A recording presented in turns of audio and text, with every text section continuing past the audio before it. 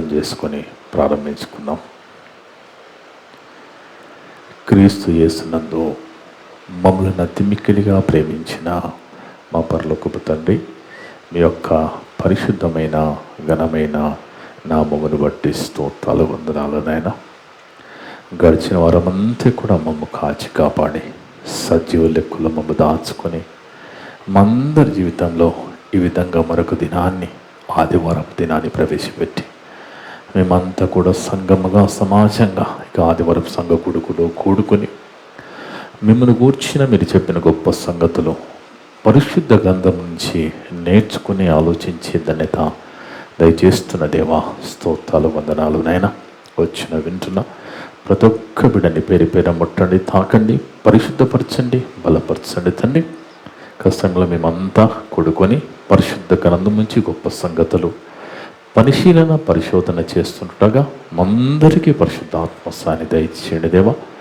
మాట్లాడే నాకు కూడా ఆత్మస్థాన్ని ప్రసాదించండి తండ్రి. నేను సత్యవాక్యాన్ని సరిగా విభజించి మాట్లాడే ఆత్మస్థాన్ని దయచేయండి తండ్రి. ఏ ఉద్దేశంతో ఈ మాటలు పరిశుద్ధ గ్రంథంలో రాశారో ఆ యొక్క మీ ఉద్దేశాన్ని మాత్రమే నేను చెప్పుటకు కృప చూపండి తండ్రి. నన్ను నేను తగ్గించుకుని మేము ఇచ్చిస్తూ మీకే కీర్తి మహిమ తెచ్చే విధంగా మాట్లాడే భాగ్యం ప్రసాదించండి దేవా. నా ద్వారా మాట్లాడే ప్రతి మాట వీటినందరూ ఉదయాలలో ఫలింపచేయమని సమస్త ఘనత మహిమ ప్రభావాలు మీకే చెల్లిస్తూ మా ప్రభును మా రక్షకుడును మీ ప్రియ కుమారుడు అయిన యేసుక్రీస్తు వారిది పరిశుద్ధ నామమున అడిగి వేడుకొనిచున్నాము తండ్రి, ఆమేన్. ఆమేన్. ముందుగా దేవునికి స్తోత్రం చెల్లిద్దాం.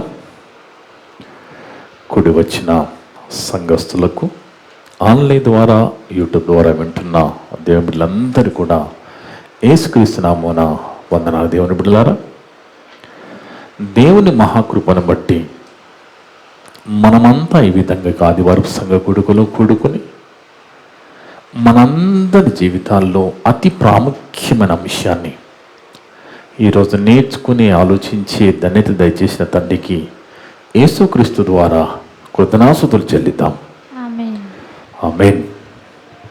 ఈరోజు దేవుడు సంఘాన్ని ఆన్లైన్ ద్వారా యూట్యూబ్ ద్వారా వింటున్న ప్రతి ఒక్క బిడ్డని ప్రేమించి మనందరి కోసం ఏర్పాటు చేసిన అంశం, జీవగ్రంథములో నీ పేరు ఉన్నదా? జీవగ్రంథములో నీ పేరు ఉన్నదా? చూడండి దేవుని బిడ్డలారా, లోకములో ఎన్నో గ్రంథాలు, వాటిలో ఎందరియో జీవితాలు, జీవిత గాథలు, అవి కాకుండా మరెన్నో ప్రత్యేకమైన గ్రంథాలు, వాటిలో ఎంతోమంది జీవితాలు. మరి ఎన్ని గ్రంథాలు ఉంటుండగా ఈ జీవగ్రంథం ఏంటి? ఈ జీవగ్రంథం ఎక్కడ ఉంటుంది? ఈ జీవగ్రంథాన్ని ఎవరు రాస్తారో? ఈ జీవగ్రంథంలో మన పేరు ఉండాలంటే మనం ఏం చేయాలి? అసలు ఆ జీవగ్రంథంలో పేరు ఉంటే ఏంటి, లేకపోతే ఏంటి? చూడండి దేవుని బిడ్డలారా, మనిషి అనేవాళ్ళు ఎవరైనా సరే కళ్ళ ముందు కనబడుతున్న జీవితాన్నే అనుభవించాలని, ఏమి తినాలి, ఏమి త్రాగాలి, ఏమి ధరించాలని ఆలోచిస్తూ ఉంటాడు. ఇంకా కొంతమంది ఇంకొక అడుగు ముందుకు వేసి ఏమి సంపాదించాలి, ఏమి కట్టాలని ఆలోచిస్తూ ఉంటారు. ఇంకొంతమంది ఇంకొక అడుగు ముందుకు వేసి ఎలాంటి ఉద్యోగాలు సంపాదించాలి, ఎలాంటి అధికారులు సంపాదించాలి ఆలోచిస్తూ ఉంటారు. అంటే ఇవన్నీ కూడా ఏది కూడా దేవుడు మనలో ఈ శరీరంలో పెట్టిన ఆత్మను పరలోకం తీసుకుపోయేది కాదు. అవన్నీ కూడా శరీరానికి సంబంధించినవే. మనిషి అనేవాడు భూమి మీద బ్రతుకున్నంత కాలమే పనికి వచ్చేవి. కానీ మనిషి వీటన్నిటికీ అలవాటు పడి వీటన్నిటి గురించి ఆలోచించకుండా ఈ కొద్ది కాలం ఉండే ఈ శరీరానికి సంబంధించిన వాటి గురించి ఆలోచిస్తూ ఉన్నాడు కాబట్టి జీవ గ్రంథం గురించి మనిషికి తెలియకుండా పోయింది దేవుని బిడ్డలారా.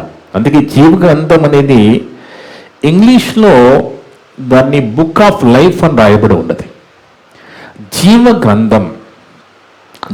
గ్రంథం అంటే బుక్ ఆఫ్ లైఫ్.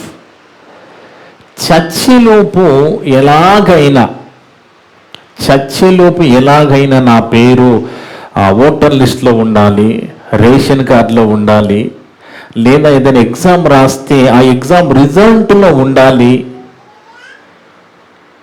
జాబ్ లిస్ట్లో ఉండాలని ప్రయత్నం చేస్తున్నారు మనిషి తప్ప ఇవన్నీ కూడా 60 సంవత్సరాల జీవితానికి పనికొచ్చేటివే తప్ప మనిషి చనిపోయిన తర్వాత ఇవి దేనికి కూడా పనికిరావు. ఆలోచించండి. కానీ మరి ఈ జీవ గ్రంథములో మన పేరు ఉండాలంటే మనం అప్లై చేసుకోవాలా? ఎందుకంటే భూమి మీద మనము అప్లై చేసుకుంటేనే మనకి ఓటర్ ఐడి వస్తుంది, రేషన్ కార్డు వస్తున్నది కదా. మరి దీని గురించి కూడా మేము అప్లై చేసుకోవాలా? ఎందుకంటే దేవుని బిడ్డలారా, మనిషి అనేవాడు మనలో ఎవ్వరు కూడా ఈ భూమి మీద ఎంత సంపాదించినా ఎంత ఉన్నా ఏది తీసుకొని పోలేడు అనేది వాస్తవం. ఇది లేక కాదు, ఉన్నా కానీ వట్టి చేతులతో వెళ్ళిపోయే పరిస్థితి మనకు బాగా తెలుసు. అలా వెళ్ళారు, వెళతారు. మరి ఎప్పుడు మన మనిషికి సంతోషము, దేన్ని బట్టి మరి మనిషి సంతోషపడాలి అనేది మనం ఒక్కసారి ఆలోచిస్తే యేసుక్రీస్తు ప్రభువారు మాట్లాడుతూ ఉన్నారు. లూకా సువార్త 10వ అధ్యాయము 17 నుంచి 20 వరకు చదువుకుంటే, లూకా సువార్త 10వ అధ్యాయము 17 నుంచి 20 వరకు దేవుని బిడ్డలారా, ఆ 70 మంది శిష్యులు చూడండి, యేసుక్రీస్తు ప్రభువారు శిష్యులను తయారు చేసుకున్నాడు. సువార్త ప్రకటించడానికి, రోగులను స్వస్థపరచడానికి, మరి దయ్యాలను వెళ్ళగొట్టడానికి 70 మంది శిష్యులను యేసుక్రీస్తు ప్రభువారు ఏర్పరచుకొని పంపిస్తున్నారు. ఆ పంపించినప్పుడు ఆ 70 మంది సమాజంకి వెళ్ళి సువార్త ప్రకటించి వచ్చి చెప్తున్న మాటది. ఆ 70 మంది శిష్యులు సంతోషముతో తిరిగి వచ్చి, ఎలా వచ్చారంట? సంతోషముతో తిరిగి వచ్చి, ప్రభువా, దయ్యమును కూడా నీ నామం వలన మాకు లోబడుచున్నామని చెప్పగా. బాగా వినండి దేవుని బిడ్డలారా, ఆనాడు ఈ మాట చెప్పే సమయానికి రోమా ప్రభుత్వం ఉన్నది. ఆ రోమా ప్రభుత్వం అనేది మరి ఇనుపుతో, ఉక్కుతో పోల్చబడింది. అలాంటి ఆ రోమా సామ్రాజ్య పరిపాలనలో సైనికులు ఉంటారు కదా, ఈ సైనికులు కూడా దయ్యాలంటే భయం. సైనికులుగా ఉన్నప్పటికీ కూడా దయ్యాలంటే భయం. కానీ వీళ్ళు చెప్తున్న మాట, నీ నామమున దయ్యములు కూడా మాకు లోబడుచున్నామని సంతోషముతో చెప్తున్నారు. బాగా వినడు, సంతోషముతో చెప్తున్న మాట. అప్పుడు ప్రభువు అని అంటున్న మాట, ఆయన సాతాను మెరుపు వలె ఆకాశం నుండి పడుట చూచి తిని, ఇదిగో మీకు పాములను తేళ్లను త్రొక్కుటకును శత్రు బలమంతట మీద మీకు అధికారం అనుగ్రహించి ఉన్నాను, ఏదియో మీకెంత మాత్రమును హాని చేయదు. అయినను దయ్యములు మీకు లోబడుచున్నామని సంతోషింపక మీ పేరును పరలోకమందు వ్రాయబడి ఉన్నవని సంతోషించుదని వారితో చెప్పెను. ఇప్పుడు ప్రశ్న, యేసు ప్రభువు చెప్తున్నారు, దయ్యాలు మీకు లోబడుతున్నాయని మీరు సంతోషపడకండి, కానీ మీ పేరును పరలోకమందు వ్రాయబడి ఉన్నామని సంతోషించండి అంటున్నాడు. ఇప్పుడు మిమ్మల్ని నేను అడిగితే మనం ప్రశ్నించుకుంటే, మీలో ఎంతమంది చెప్పగలరు మా పేరు పరలోకంలో ఉన్నది అని? లేదా మా పరలోకం ఉందో లేదో మాకు డౌట్ అండి అనేవాళ్ళు, లేదా అసలు పరలోకం పేరు ఉంటుందో లేదో మాకు తెలియదండి అనేవాళ్ళు. ఇక్కడ ప్రభువు చెప్తున్నారు, మీ పేరు పరలోకమందు వ్రాయబడి ఉన్నదని సంతోషించుని.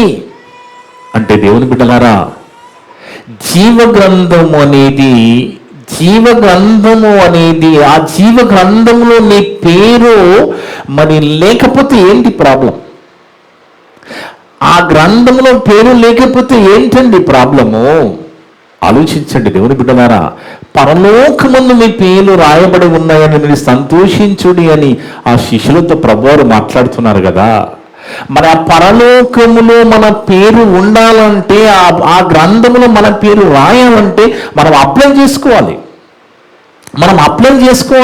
ఈ భూమి మీద చూడండి, ఈ భూమి మీద కూడా మనకి ఏదైనా కావాలి అంటే, ఏదైనా ఓటర్ ఐడి, రేషన్ కార్డు, ఇది ఏదైనా కావాలంటే మనం అప్లై చేసుకుంటాం. ఒకవేళ ఇవి ఏమీ లేకపోయినా మనకి ప్రాబ్లం లేదు, కానీ ఆ జీవ గ్రంథంలో పేరు లేకపోతే అది ఎంత ప్రాబ్లం అనేది ఒకసారి బైబిల్కి వెళ్ళి చూద్దాం. ఎందుకంటే జీవ గ్రంథంలో పేరు లేకపోతే ఏంటి నష్టం? ఆ జీవ గ్రంథములో, ఆ పరలోకములో జీవ గ్రంథంలో పేరు లేకపోతే ఏంటి నష్టం? ఒక్కసారి ప్రకటన గ్రంథము 20వ అధ్యాయం 15వ వచనం చదువుకుంటే దేవుని బిడ్డలారా, ప్రకటన గ్రంథము 20వ అధ్యాయము 15వ వచనం, ఎవని పేరైనను జీవ గ్రంథమందు వ్రాయబడినట్టు కనబడని ఎడల, అంటే ఎవని పేరైనను ఆ జీవ గ్రంథమందు, అంటే దేవుని చేతిలో ఉన్న ఆ జీవ గ్రంథమందు ఎవని పేరైనను వ్రాయబడినట్టు కనబడని ఎడల వాడు అగ్నిగుండములో పడవేయబడును. చూడండి దేవుని బిడ్డలారా, ఎలా కనబడుతుందండి? ఈ పెద్ద తీరని సమస్య కనబడుతుంది కదా. ఎవరి పేరైతే ఆ జీవ గ్రంథములో వ్రాయబడలేదో, ఆ గ్రంథములో లేదో, అలాంటి వారు అగ్నిగుండంలో వేయబడతారు. అగ్నిగుండం అనగా అగ్నితో కాల్చబడేది. అది ఆరని అగ్నిగా బైబిల్ చెబుతుంది. అక్కడ ఉన్న వాళ్ళంతా ఏడుపు, పండు కొరుకుడు. అది ఎంతకాలం అంటే యుగ యుగాలు అక్కడ అగ్నితో కాల్చి ఉండే పరిస్థితి. అందుకే జీవ గ్రంథములో నీ పేరు లేకపోతే, నీ పేరు వ్రాయబడకపోతే అగ్నిగుండములో కాల్చబడతామంటున్నాడు దేవుడు. అదే కదండి, మళ్ళీ చదవమ్మా. ఎవరి పేరైనను జీవ గ్రంథమందు వ్రాయబడినట్లు కనబడని ఎడల వాడు అగ్నిగుండములో పడవేయబడెను. అంటే ఆ గ్రంథములో, అంటే పరలోకములో దేవుని దగ్గర ఉన్న ఆ జీవ గ్రంథములో భూమి మీద ఉన్న మన పేరు రాయబడకపోతే ఏం జరుగుతుందని అర్థమైపోయింది. ఎవరెవరైతే ఆ గ్రంథంలో వాళ్ళ పేర్లు లేవో వాళ్ళందరినీ కూడా అగ్నిగుండంలో వేస్తాను అంటున్నాడు దేవుడు. మరి ఆ జీవ గ్రంథములో రాయబడితే ఏంటి లాభం? వ్రాయబడకపోతే ఏంటి నష్టం? మనం చూశాం కదా. యుగ యుగాలు అగ్నిలో, అగ్నిగుండంలో కాల్చబడతానని చూశాం కదా. మన గ్రంథములో, ఆ జీవ గ్రంథములో మన పేరు, నీ పేరు, నా పేరు వ్రాయబడి ఉంటే ఏంటి లాభం? అదే ప్రకటన గ్రంథం 21వ అధ్యాయము 27వ వచనం. ప్రకటన గ్రంథము 21వ అధ్యాయము 27వ వచనం. గొర్రె పిల్ల యొక్క జీవ గ్రంథమందు వ్రాయబడిన వారే దీనిలో పరలోకములో ప్రవేశింతురు. ఎవరి పేరైతే గొర్రె పిల్ల యొక్క జీవ గ్రంథంలో రాయబడి ఉంటుందో వారు మాత్రమే పరలోకంలో ప్రవేశించెదరు. ప్రవేశింతురు గాని నిషిద్ధమైనదేదైనను, అసహ్యమైన దానిని, అబద్ధమైన దానిని జరిగించి వాడైనను దానిలో ప్రవేశింపరు. చూడండి దేవుని బిడ్డలారా, అందులో ఆ జీవ గ్రంథంలో పేరు లేకపోతే అగ్నిగుండంలో యుగాలు కాల్చబడే పరిస్థితి. ఆ జీవ గ్రంథంలో పేరు ఉంటే యుగ యుగాలు నిత్య సంతోషంలోకి వెళ్ళిపోతాడు. అక్కడ కన్నీరు ఉండదు, బాధ ఉండదు, శ్రమ ఉండదు, ఆనందమే ఆనందం. అలాంటి నిత్య జీవితము గొర్రె పిల్ల యొక్క జీవ గ్రంథములో పేరు రాయబడిన వారికి ఉంటుంది. అయితే ఇప్పుడు జీవ గ్రంథములో పేరు రాయబడాలంటే ఏం చేయాలి? ఎవరెవరి పేరు జీవ గ్రంథంలో రాయబడి ఉన్నది. బాగా ఆలోచించండి. ఎందుకంటే ఇప్పుడు మనకు అర్థమైపోయింది, అమ్మో జీవ గ్రంథంలో మన పేరు ఉండాలండి, మన పేరు ఉంటేనే మనకు పరలోకం అండి అనేది మనకు స్పష్టంగా అర్థమైపోయింది కదా. ఆ జీవ గ్రంథంలో పేరు ఉండాలంటే చూడండి, చిన్న పిల్లలు పుడతారు కదా, హాస్పిటల్లో పుట్టినప్పుడు తల్లిదండ్రులు ఏం చేస్తారండి, బర్త్ సర్టిఫికెట్ కోసం అప్లై చేసుకుంటారు. అంటే జన్మ అంటే ప్రభుత్వం లెక్కల్లో పుట్టిన వాళ్ళు ఉండాలని అప్లై చేసుకుని బర్త్ సర్టిఫికెట్ తీసుకుంటారు. అప్పుడు ఆ పుట్టిన బిడ్డ ప్రభుత్వ లెక్కల్లోకి వచ్చేసాడు. అదేవిధంగా బైబిల్ చెప్తుంది, క్రొత్త జన్మ, క్రొత్తగా జన్మించడము. క్రొత్తగా జన్మిస్తే భూమి మీద తల్లిదండ్రులకు జన్మించిన బిడ్డ ప్రభుత్వ లెక్కల్లోకి వెళ్ళిపోతే, క్రొత్తగా జన్మిస్తే ప్రభు లెక్కలోకి వెళ్ళిపోతాడని బైబిల్ చెబుతుంది. అందుకే ఆ గ్రంథములో, ఆ జీవ గ్రంథములో పేరు వెళ్ళాలంటే ఏమి చెయ్యాలి అనేది ఒక్కసారి అపోస్తుల కార్యాలు 22వ అధ్యాయము 16వ వచనం చదువుకున్నాం. అపోస్తుల కార్యాలు 22వ అధ్యాయము 16వ వచనం. అపోస్తుల కార్యాలు 22వ అధ్యాయము 16వ వచనం. దేవుని బిడ్డలారా,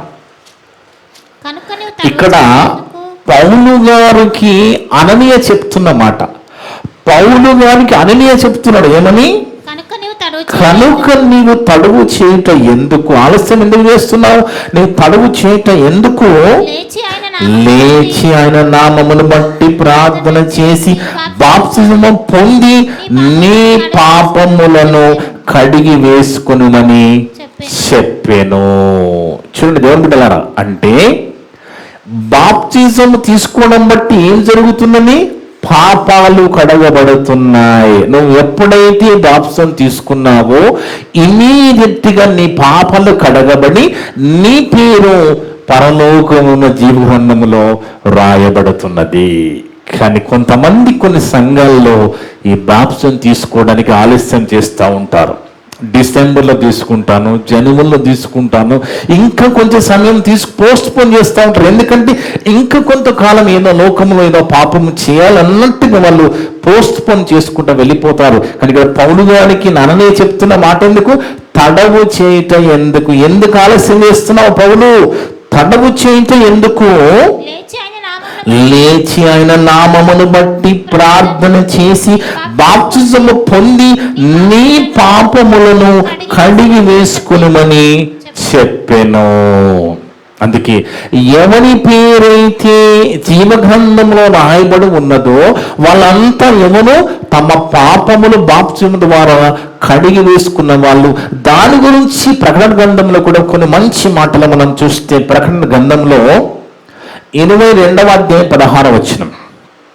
ప్రకటన గ్రంథము 22వ అధ్యాయం 16వ వచనం. దేవుని బిడ్డలారా, సంఘముల కోసరము ఈ సంగతులను గురించి మీకు సాక్ష్యం ఇచ్చుటకు యేసు అను నేను, క్షమించండి, 7వ అధ్యాయం 14వ వచనం. ఆ ప్రకటన గ్రంథము 7:14. ప్రకటన గ్రంథము 7వ అధ్యాయం 14వ వచనంలో, అందుకు నేను అయ్యా, ఇక్కడ యోహాను గారు అడుగుతున్నారు, అందుకు నేను అయ్యా నీకే తెలియననగా అతడు ఇలాగ నాతో చెప్పెను, వీరు మహాశ్రమల నుండి వచ్చిన వారు గొర్రెపిల్ల రక్తంలో తమ వస్త్రములను ఉతుకుకొని వాటిని తెలిపి చేసుకునేవి. వీళ్ళంతా ఎవరు అంటే, దూత చెప్తున్నది అక్కడ యోహాను గారితో ఏమని, వీళ్ళంతా మహాశ్రమ నుంచి వచ్చిన వాళ్ళు, వీళ్ళంతా గొర్రెల పిల్ల రక్తములు తమ వస్త్రములు అంటే జీవితాన్ని కడిగేసుకున్నారు. వస్త్రం అంటే వస్త్రం అని కాదు, అక్కడ తమ వస్త్రములను అంటే తమ జీవితాన్ని కడుక్కున్నారు అని, కడుక్కొని తెలుపు చేసుకున్నారట. అర్థమున్న దేవుని బిడ్డలారా, వీరు మహాశ్రమ నుండి వచ్చిన వారు గొర్రె పిల్ల రక్తంలో తమ వస్త్రములను ఉతుక్కొని వాటిని తెలుపు చేసుకుని, ఎవరైతే బాప్తిజంలో పాపాలు ఒప్పుకొని పాపము క్షమాపణ నిమిత్తము పాపను కడిగి వేసుకున్నట్టుకి ప్రభు రక్తంలో పాపాలు కడిగి వేసుకున్నారో బాప్తిజం ద్వారా, అలాంటి వారి గురించి చెప్పబడుతుంది ఇక్కడ. వీళ్ళంతా గొర్రెపిల్ల రక్తంలో తమ వస్త్రములు ఉతుక్కుని వాటిని తెలుపు చేసుకుని. అదే ప్రకటన గ్రంథం 3వ అధ్యాయం 4వ వచనం చూస్తే, ప్రకటన గ్రంథము 3వ అధ్యాయం 4వ వచనాలలో అయితే ఇక్కడ వస్త్రములనగా జీవితాలను తమ వస్త్రములను అపవిత్రపరుచు కొనని కొందరు. అపవిత్రం అంటే ఇది శరీరానికి సంబంధించింది కాదండి, ఇది పవిత్రమైన పవిత్రం అంటే జీవితానికి సంబంధించింది, మనసుకు సంబంధించింది ఇది. అందుకే అయితే తమ వస్త్రములను అంటే జీవితాలను అపవిత్రపరచు కొనని కొందరు సార్దీసులో నీ యుద్ధ ఉన్నారు.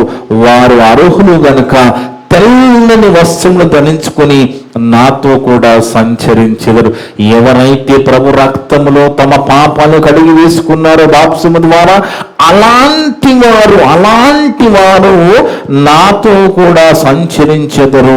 5వ వచనం, జయించువాడు అలాగున తెల్లని వస్త్రములు ధరించుకొనును, జీవ గ్రంథములో నుండి అతని పేరెంత మాత్రమును తుడిపి పెట్టబడదు.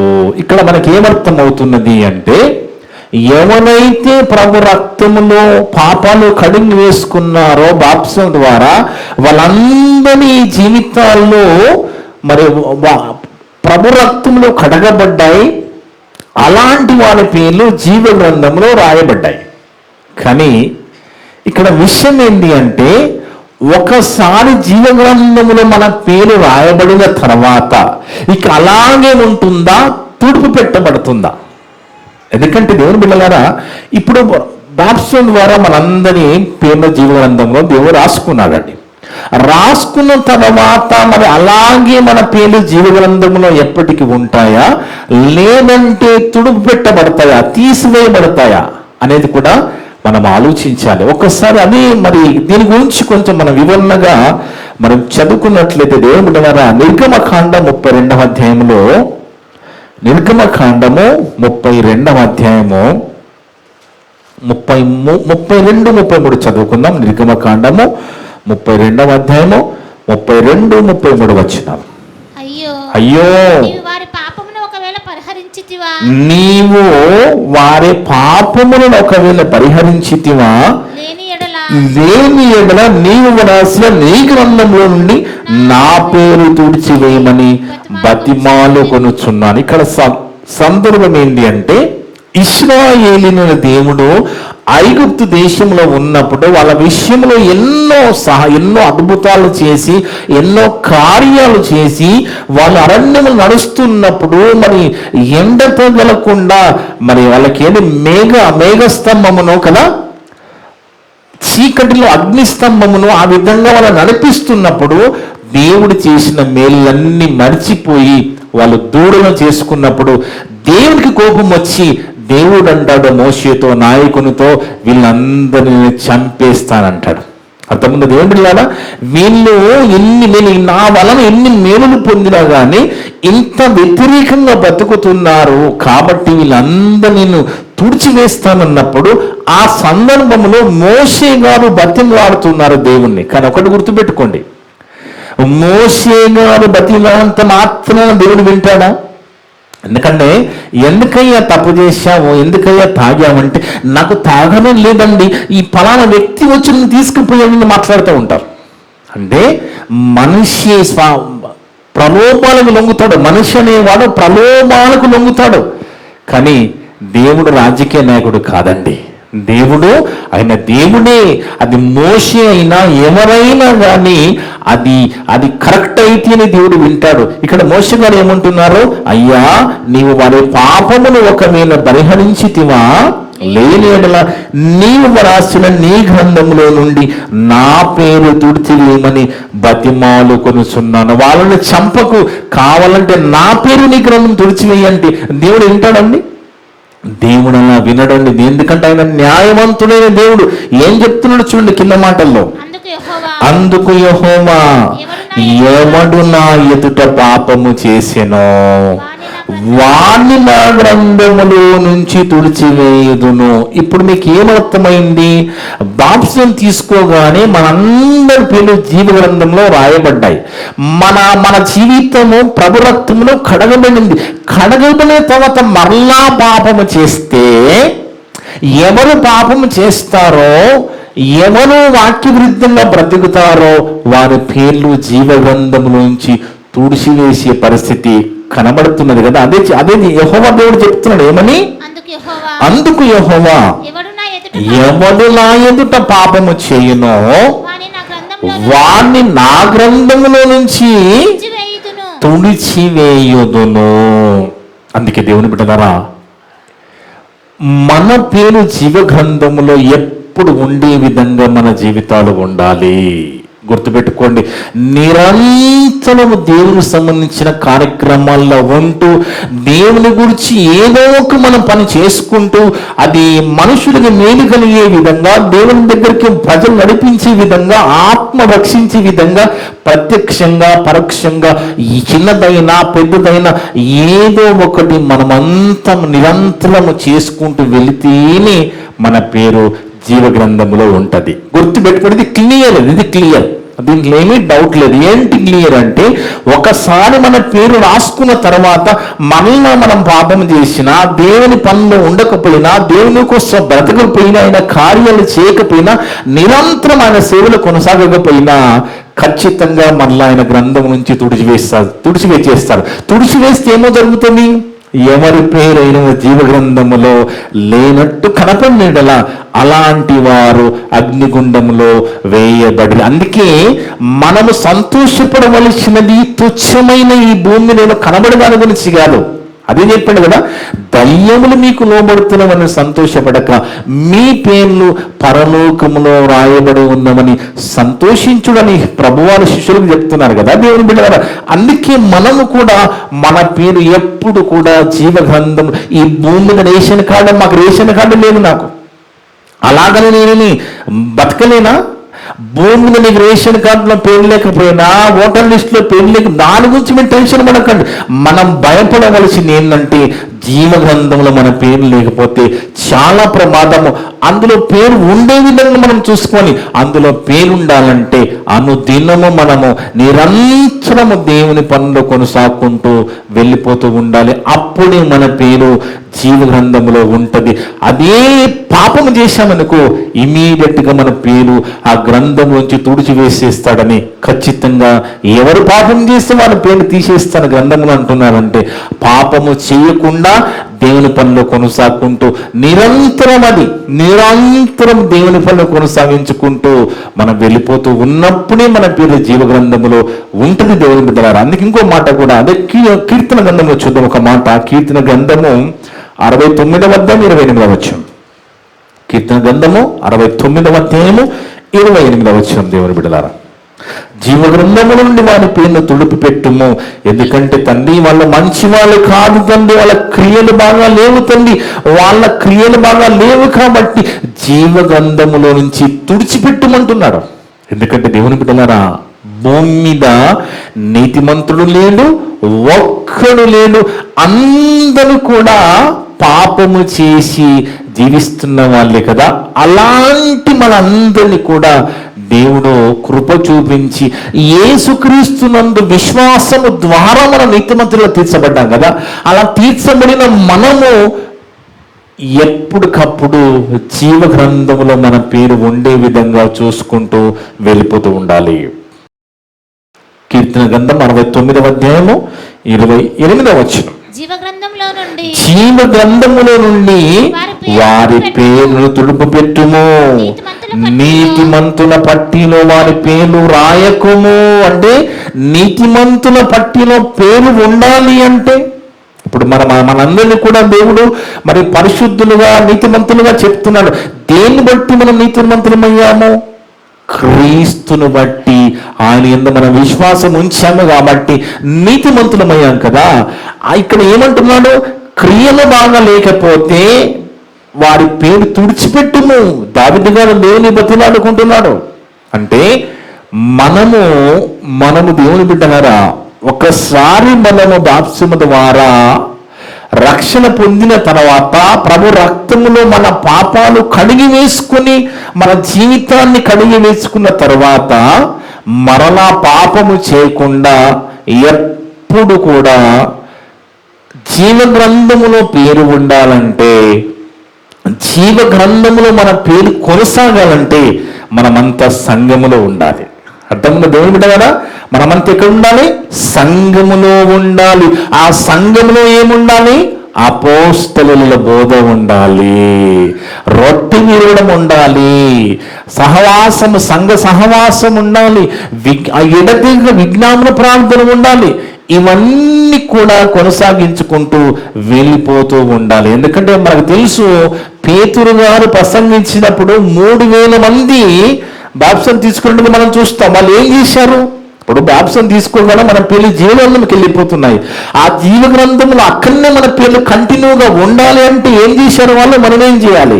2వ అపోస్తుల కార్యాలు 2వ అధ్యాయం, క్షమించను 41, 42. అపోస్తుల కార్యాలు 2వ అధ్యాయము 41, 42 వచనాలు దేవుని బిడ్డలారా. కాబట్టి అతని వాక్యం అంగీకరించిన వారు బాప్తిజం పొందిరి. ఆ దినమందు ఇంచుమించు 3000 మంది చేర్చబడి, అంటే 3000 మంది పేర్లు జీవ గ్రంథంలో వ్రాయబడిపోయాయి. అంతే కదా? జీవ గ్రంథం రాయబడిన తర్వాత వాళ్ళు ఏం చేస్తున్నారు? ఇక్కడ వీరు అపోస్తలుల బోధయందును, సహవాసమందును, రొట్టె విరుచుటయందును, ప్రార్థన చేయుటయందును ఎడతెగక ఉండిరి. ఒకసారి బాప్సం తీసుకున్న తర్వాత నీ పేరు జీవనంలోకి వెళ్ళిపోయిన తర్వాత నీకు సంఘములో ఉండాలి. నువ్వు ఉంటున్న సంఘములో ఏముండాలి? అపోస్తలుల బోధ ఉండాలి. అర్థముందండి? రొట్టె విరవడం ఉండాలి, మరి సహవాసం, సంఘ సహవాసం ఉండాలి, విజ్ఞాపన ప్రార్థన ఉండాలి. ఇవన్నీ చేసుకుంటూ దేవుని కార్యక్రమాల్లో, దేవుని సంబంధించి దైవ కార్యక్రమాలను నువ్వు నిరంతరం వండుకుంటూ, నువ్వు సహకారిగా వండుకుంటూ, నువ్వు సహకరిస్తూ, ప్రత్యక్షంగా పరోక్షంగా నువ్వు నిరంతరం కొనసాగుతూ ఉంటే నీ పేరు జీవ గ్రంథంలో రాయబడి ఉంటుందని నేను చెప్తున్న మాట కాదు. ఫిలిప్పీ పత్రిక 4వ అధ్యాయం 3వ వచనం. ఫిలిప్పీ పత్రిక 4వ అధ్యాయం 3వ వచనం చదవమ్మా.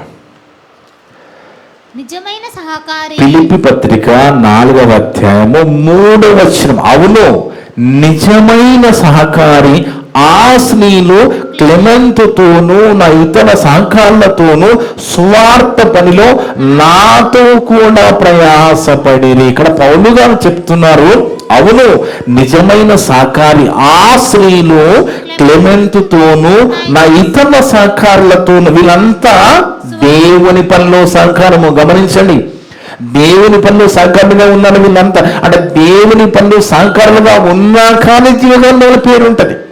అర్థంలో దేవుడు అదే చెప్తున్నాడు అక్కడ.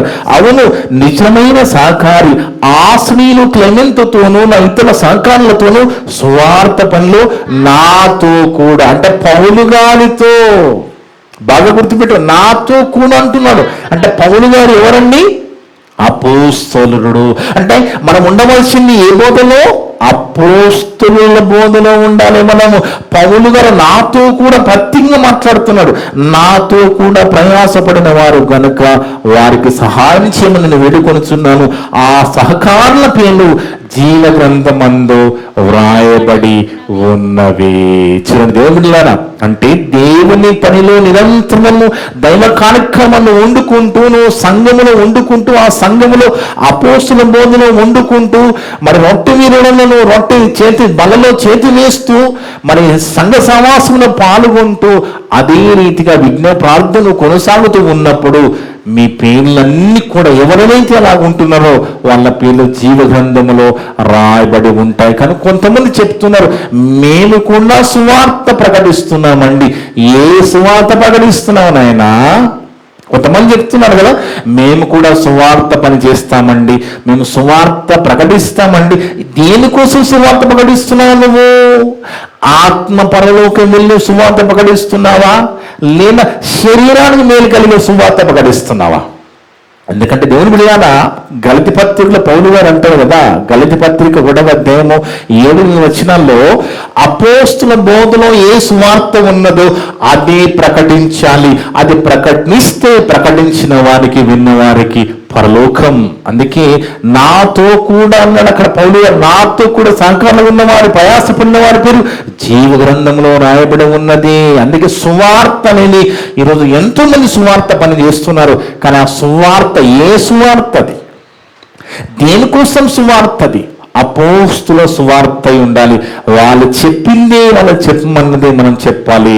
అందుకే అక్కడ గలతీ సంఘానికి రాస్తున్న మాట 1వ అధ్యాయము 7-8 వచనాలు. అది మరి ఒక సువార్త కాదు, అది మరి ఒక సువార్త కాదు గాని క్రీస్తు సువార్తను చెరపగోరు సువార్త ఏంటి? మరి ఇప్పుడు మరొక సువార్త కాదు, కానీ క్రీస్తు సువార్త చెడగొట్టే సువార్త ఏంటి అంటే, నువ్వు క్రీస్తుని నమ్ముకుంటే శరీర సంబంధమైన ఆశల కోసమే మనుషులని ఆకర్షించి అలాంటి మాటలు చెప్పే సువార్త కాదు బైబిల్ దేవుడు చెప్పమన్నదే. తమ్మున దేవుని బిడ్డలారా, నువ్వు సువార్త వల్ల లాభం పొందాలనుకుంటే నువ్వు సువార్తల భూమి మీద లాభం కోసమే నువ్వు సువార్తని నమ్ముకుంటే, అలాంటి లాభాల కోసం నువ్వు సువార్తను నమ్ముకుంటే నీ అంత దౌర్భాగ్యం ఉండని అంటాడు కొరింథీ పత్రికలో. ఎందుకంటే మన నిరీక్షణ ఏంటి? పరలోకం వెళ్ళాలని, దేవుడున్న లోకము చేరాలని మన నిరీక్షణ కదా. అలాంటి నిరీక్షణతో సువార్త ప్రకటించాలి. వినేవారు సంఘస్థులు కూడా అలాంటి నిరీక్షణ కలిగి ఉండాలి. కానీ గలతీ సంఘ కాలంలో ఏం జరిగిందట? వేరొక సువార్త ఈ రోజు కూడా ఉన్నదని, అది మరొక సువార్త కాదు కానీ క్రీస్తు సువార్తను చెరపగూరి మిమ్మును కలపరపరచు వారు కొందరున్నారు. మేము మీకు ప్రకటించిన సువార్త కాక. ఏమర్థమవుతుంది? మేము అనగా పౌలు గారు అపోస్తలుడు, అంతకుముందు ప్రభువాని శిష్యుల అపోస్తలుగా ఉన్న మేము ప్రకటించిన సువార్త కాకుండా మరి ఒక సువార్తని మేమైనను పరలోకం నుండి వచ్చిన యొక్క దూతైనను మీకు ప్రకటించిన ఎడల అతడు శాపగ్రస్తుడగునుగాక. ఆలోచించండి, ఈ సువార్త అపోస్తులు చెప్పిన సువార్త ప్రకటించాలి తప్ప ఇక వేరొక సువార్త ప్రకటిస్తే శాపగ్రస్తులైపోతారంటున్నాడు. మేము ఇది వరకు చెప్పిన ప్రకారము ఇప్పుడు మరలా చెప్పుచున్నాము, మీరు అంగీకరించిన సువార్తగాక మరి ఒకటి ఎవడైనను మీకు ప్రకటించేలా వాడు శాపగ్రస్తుడగునుగాక. అవసరమండి సువార్త? దేవుడు చెప్పి శాపం తెచ్చుకోవడం అవసరమా? ప్రయోజనం లేదు కదా. ఎందుకంటే మనము ఎప్పుడు చూసుకోవాల్సింది మన పేరు జీవ గ్రంథములో ఉండే విధంగా మనం చూసుకోవాలి కదా. మన బ్రతుకు అలా ఉందో లేదో చూసుకుంటూ వెళ్ళిపోతున్నారు. అక్కడ లేకపోతే అగ్నిగుండంలో వేసేస్తానంటున్నాడు కదా. అక్కడ ఉంటే యుగ యుగాలు నిత్య సంతోషంలో మరి పరలోకంలో ఉంటామంటున్నాడు కదా. అక్కడ ఉండే విధంగా చూసుకోవాలి తప్ప ఆ సువార్త చేస్తున్న వాళ్ళు కూడా బైబిల్లో దేవుడు చెప్పమన్న సువార్త చెప్పాలి. అలా చెప్పకుండా సువార్త మార్చి చెప్పితే ఇంకొక మాట కూడా ఉన్నది. 1 కొరింథీ పత్రిక 15వ అధ్యాయము 19వ వచనములో, 1 కొరింథీ పత్రిక 15వ అధ్యాయము 19వ వచనములో, ఈ జీవిత కాలం మట్టుకే మనము క్రీస్తునందు నిరీక్షించు వారమైన ఎడల మనుషులందరికంటే దౌర్భాగ్యులమై ఉందుము. అంటే దాని అర్థం ఏంటి? ఈ మాటకు అర్థం ఏంటి దేవుని బిడ్డలారా? ఎవరైతే ఈ సువార్త లోక సంబంధము, లోక మేలుల కోసం సువార్త విషయం నిరీక్షణ కలిగి ఉంటే వాళ్ళందరూ మనుషులందరికంటే దౌర్భాగ్యులు. మనకిచ్చిన సువార్త, బైబిల్లో రాయబడిన సువార్త, దేవుని మాటలు మనని పరలోకం నడిపించాలి తప్ప దౌర్భాగ్యులుగా చేయకూడదండి. కనుక మన నిరీక్షణ ఏంటి? యేసుక్రీస్తు రెండవ రాకల్లో క్రీస్తుతో మనం పరలోకం వెళ్ళాలి. యేసుక్రీస్తు రాకడ ఆలస్యమైతే దాని ముందే మనం చనిపోతే పరదేశికి వెళ్ళాలి. ఇది మన నిరీక్షణ. ఈ నిరీక్షణ కోసమే సువార్త చెప్పాలి తప్ప లోక సంబంధమైన, శరీర సంబంధమైన సువార్త ప్రకటిస్తే అలాంటి వారు శాపగ్రస్తులైపోతారని ఖచ్చితంగా బైబిల్లో దేవుడు రాయించాడు దేవుని బిడ్డలారా. అందుకే చూడండి, మీ పేరు, మన పేరు జీవ గ్రంథములో ఉండాలి అంటే మనము సంఘములో ఉండాలి. సంఘము ఎన్నోసార్లు మీకు చెప్తా ఉంటాను, సంఘము సేఫెస్ట్ ప్లేస్. మనకి సంఘము సేఫెస్ట్ ప్లేస్ ఈ పాపము లోకంలో. నువ్వు సంఘములో ఉన్నావా? ఆ సంఘము అపోస్తుల బోధ ఉన్నదా? రొట్టె విరవడం ఉన్నదా? సంఘ సహవాసం నీకు ఉన్నదా? మరి విజ్ఞాపన ప్రార్థన ఉన్నదా? ఆ సంఘం తరపున దైవ కార్యక్రమాలు నిరంతరం ఏదో రీతిగా చిన్న పెద్ద జరుగుతున్నావా? వాటన్నిటిలో నువ్వు పాల్గొంటున్నావా? అలా పాల్గొంటున్నప్పుడే మన పేర్లు జీవ గ్రంథములో ఉంటాయి. అందుకే చివరగా మళ్ళీ ప్రకటన గ్రంథము 20వ అధ్యాయము, ప్రకటన గ్రంథము 20వ అధ్యాయము మళ్ళా నేను చదువుతాను చూడండి. ప్రకటన గ్రంథము 20వ అధ్యాయము 11 నుంచి 15 వరకు. మరియు ధవలమైన మహాసింహాసనమును దాని యందు ఆసీనుడైన ఒకరిని చూచి తిని, భూమి ఆకాశములైన సముఖము నుండి పారిపోయేను, వాటికి నిలువ చోటు కనబడకపోయేను. మరియు గొప్పవారేమి కొద్దివారేమి మృతులైన వారందరూ ఆ సింహాసనం ఎదుట నిలబడి చూచి తిని, అప్పుడు గ్రంథములు విప్పబడును, మరియు జీవ గ్రంథమును వేరొక గ్రంథము విప్పబడును. ఆ గ్రంథముల యందు వ్రాయబడి ఉన్న వాటిని బట్టి తమ క్రియల చొప్పున మృతులు తీర్పు పొందిని. సముద్రము తనలో ఉన్న మృతులను అప్పగించెను, మరణమును పాతాళ లోకమును వాటి వశముననున్న మృతులను అప్పగించెను. వారిలో ప్రతి వాడు తన క్రియల చొప్పున తీర్పు పొందెను. మరణమును మృతుల లోకమును అగ్నిగుండములో పడవేయబడెను. ఈ అగ్నిగుండము రెండవ మరణము. ఎవని పేరైనను జీవ గ్రంథమందు వ్రాయబడినట్టు కనబడని ఎడల వాడు ఆ అగ్నిగుండములో పడవేయబడెను. అంటే నీ పేరు నా పేరు ఎప్పుడు జీవ గ్రంథంలో ఉండే విధంగా మన బ్రతుకు ఉండాలి, మన జీవితం ఉండాలి. అర్థముందండి? అలా ఉంటేనే, ఎందుకంటే ఖచ్చితంగా దీంట్లో ఇంకా వేరే రెండు ఆప్షన్ లేదు. ఆ గ్రంథంలో పేరు ఉంటేనే పరలోకం అండి. అక్కడ పేరు ఉండాలంటే మనం దేవుల్లో ఉండాలి, పాపం చేయకుండా ఉండాలి, దేవుల్లో కొనసాగుతూ ఉండాలి, అప్పుడే సంఘములో ఉండాలి. అలా కొనసాగుకుంటూ వెళ్ళిపోతేనే మన పేరు జీవగ్రంథంలో ఉంటుంది తప్ప, ఒకవేళ అక్కడ లేకపోతే ఇప్పుడు చదువుకున్నాం, ఎవరి పేరైనా జీవగ్రంథమందు రాయబడినట్టు కనబడని ఎడల వాడు అగ్నిగుండములో పడవేయబడను.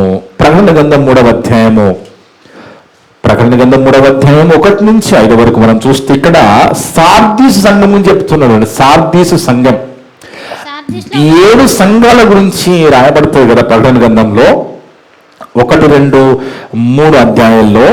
అక్కడ సార్దీసు సంఘములో, సార్దీసులో ఉన్న సంఘపు దూత అంటే ఎవరండి? సంఘ కాపరి. అర్థం ఉందండి? సార్దీసులో ఉన్న సంఘపు దూతకు నాకు రాయము, నీవు జీవించుచున్నావన్న పేరు మాత్రం ఉన్నది, నువ్వు మృతుడమే. ఓ సార్దీసు సంఘమా, నీవు జీవించుచున్నావన్న పేరు మాత్రం ఉన్నది, కానీ నీవు మృతుడవి అంటే దాని అర్థం ఏంటండి? ఆ సంఘములో పేరు మాత్రం ఉన్నదంటే ఆ సంఘము ఈ దేవుని కోసం ఏమి చేయదు, దేవుని కోసం ఏ పని చేయదు, దేవుని కోసం బ్రతకదు. కాబట్టి నువ్వు ఎలాగున్నావంటే సార్దీసు సంఘమా, నీవు జీవించుచున్నావు అన్న పేరు మాత్రం ఉన్నది, కానీ నీవు మృతుడవే. ఇక్కడ చెప్తున్నాడు, నీ క్రియలు నా దేవుని ఎదుట సంపూర్ణమైనవిగా కనబడటం లేదు కనుక జాగరూకుడవై చావనయున్న మిగిలిన వాటిని బలపరచుము.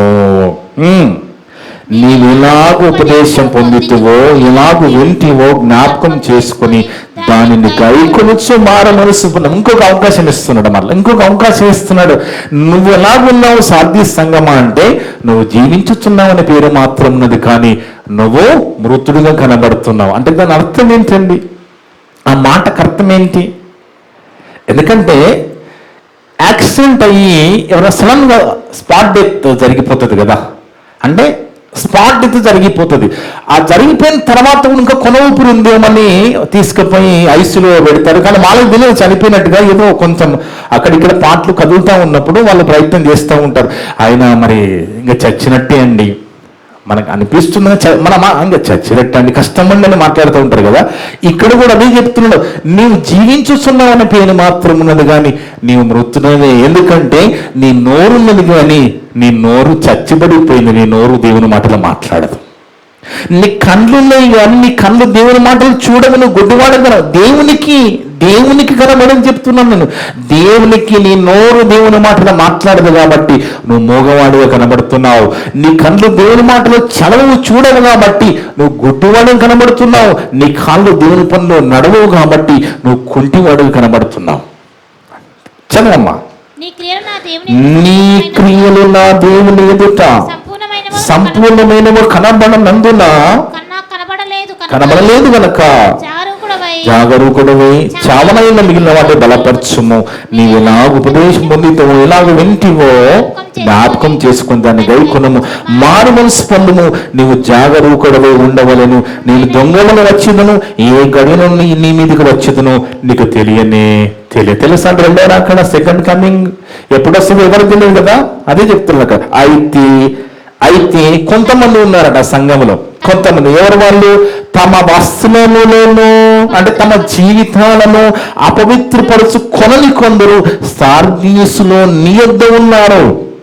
వారు అర్హులు. దేనికి అర్హులు? వాళ్ళు పరలోకం వెళ్ళడానికి అర్హులు, జీవ గ్రంథముల వాళ్ళ పేర్లు ఉండడానికి అర్హులు.